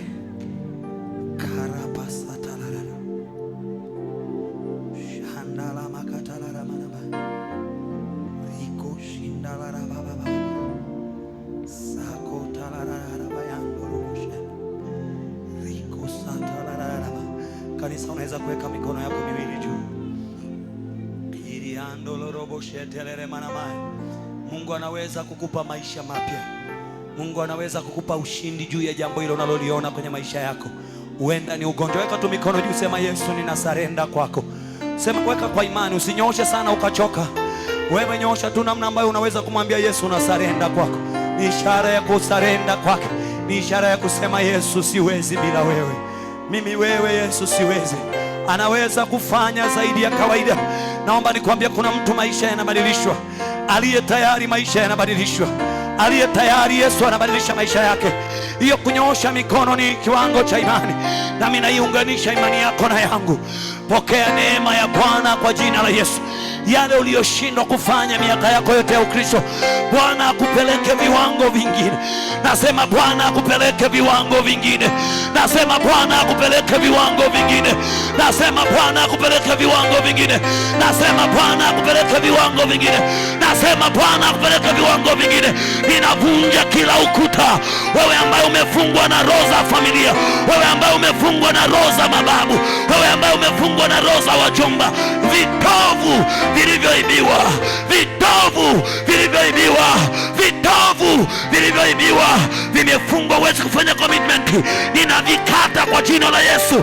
Ninarejesha afya yako. Wale mliowekewa mikono na watu wabaya mkachukua roho mbaya, nasema kwa jina la Yesu, ninavunja hilo agano ulilowekewa na askofu, uliowekewa na nabii wa uongo na mwalimu wa uongo. Ninalivunja hilo agano. Ninaachilia neema ya kwenda viwango vingine. Ninaangusha hiyo madhabahu. Nasema kuna watu walioibiwa vitovu viko kwa mashangazi zao. Ninabomoa ukuta uliosimama mbele yako kwa jina la Yesu. Ninaangusha hiyo madhabahu. Ninaiangusha hiyo madhabahu. Ninaiangusha hiyo madhabahu. Ninaachilia neema ya Bwana. Ninajenga madhabahu ya Mungu aliye hai ndani yako. Hiyo ndio utakayoiabudu, madhabahu ya Mungu aliye hai. Sio madhabahu ya fedha, sio madhabahu ya mali, maana fedha na dhahabu na vitu vijazavyo ulimwengu ni mali ya Bwana. Pokea neema ya kuiabudu madhabahu ya Bwana. Utamsujudia Bwana peke yake, yeye peke yake, kwa jina la Yesu Kristo aliye hai. Your commitment is registered. Your commitment is registered in the name of Jesus Christ. Kama kuna mgonjwa naomba asogee mbele sasa. Kama kuna mgonjwa asogee mbele sasa.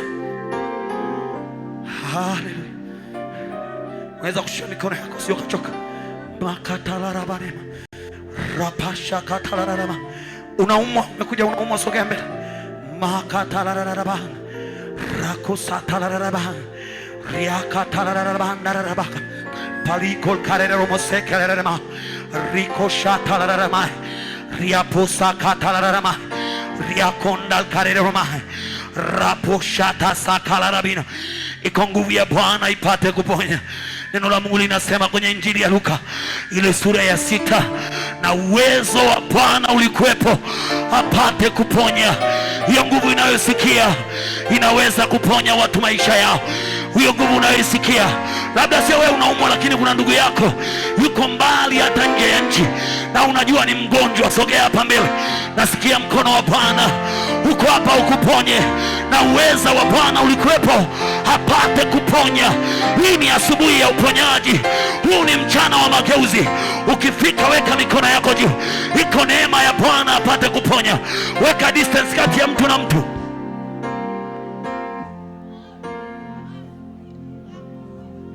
Ukitoka hapa kisha unampigia simu huyo mgonjwa.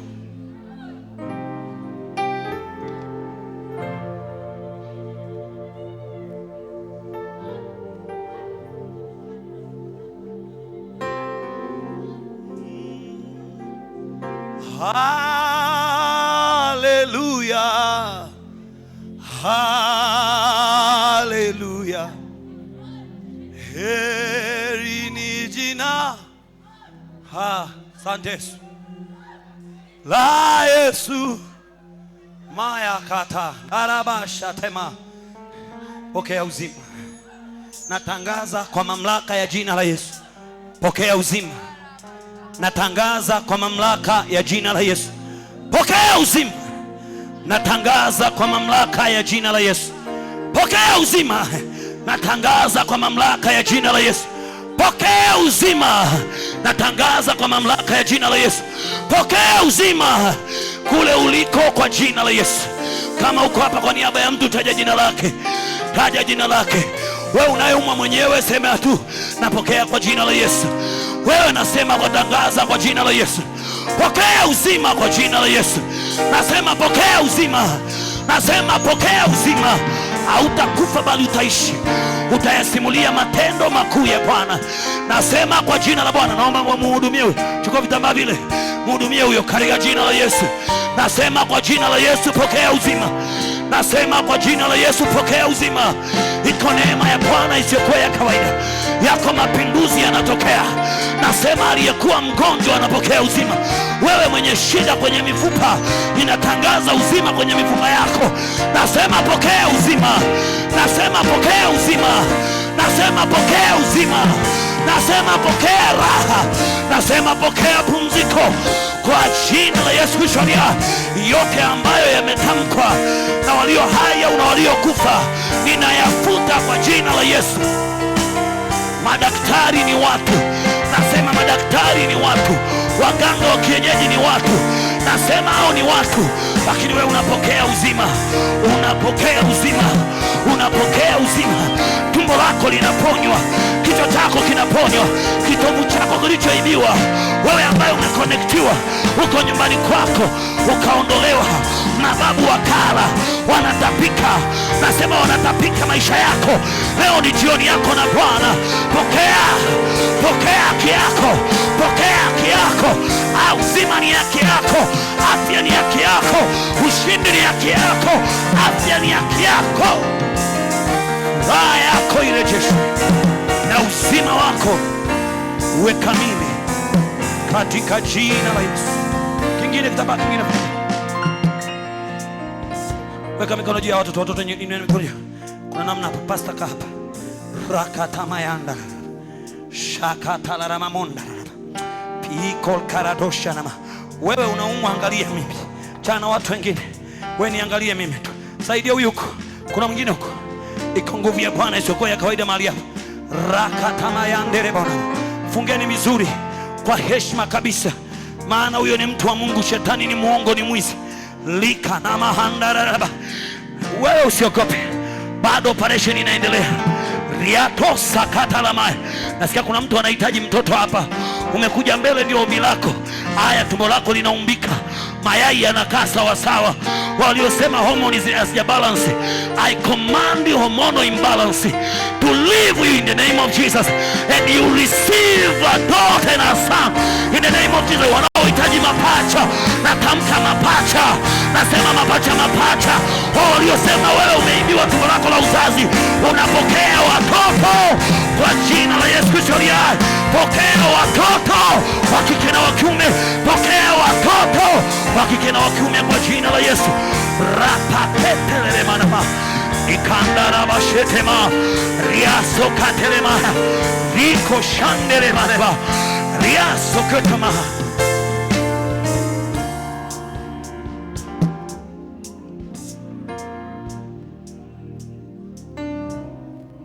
Down.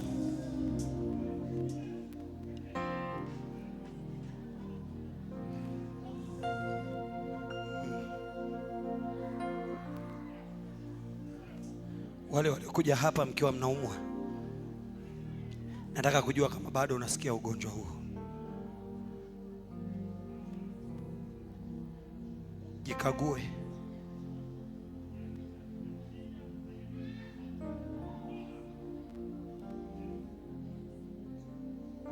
Hebu mwinue.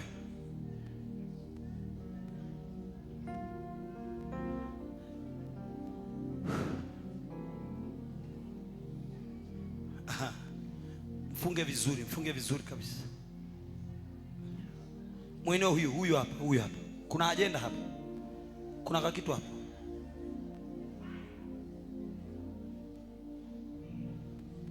Kama unasikia umepona na kama ulikuja kwa ajili ya mtu, utapiga simu. Wewe rudi kwenye kiti, tuwahudumie hawa ambao bado.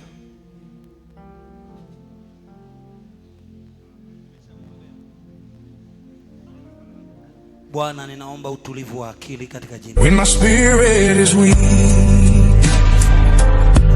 and I cannot go on, your mercy reminds